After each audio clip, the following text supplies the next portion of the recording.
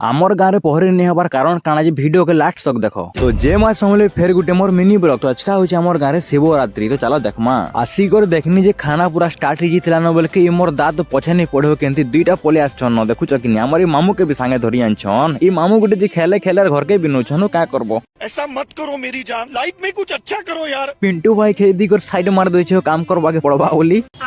तापरे मो बाबार दर्शन T Karmi are Khemi बोलसे आसी घंटी भी टी बजेसन बाबा के जाना मांगबार छे मांगी देसी। ई माने सब उजागर अछन मुई भी उजागर रहते लेकिन गुटे कारण लागि नै रही किछि कथा नै। आ वर्ष रामा हमर गानटा माने बेटा उजागर रहउछन। परे मुई धागा टी बांधी मांग परे मुई जुहाटे कर देसानी। हमर कोका के देखो तो कार कुर्ती गुटे बेटिया चिंता लाग इटा आमर गाँवटा मन करुछन बेले के बाया बाया बोलसे खेवार लागि पले आसे खोते सियारी मधुआ दिरे मोर कोका मन तनर गुंदले होचन। आमर गाँव रे सब वर्ष पहरी कसन ई वर्ष काहे जे नै करी बेले के आमर गाँव रे जे पैसा शॉर्ट सेतिर लागि। वीडियो भल लागला लाइक कमेंट शेयर फॉलो करवाला नै भूलबो।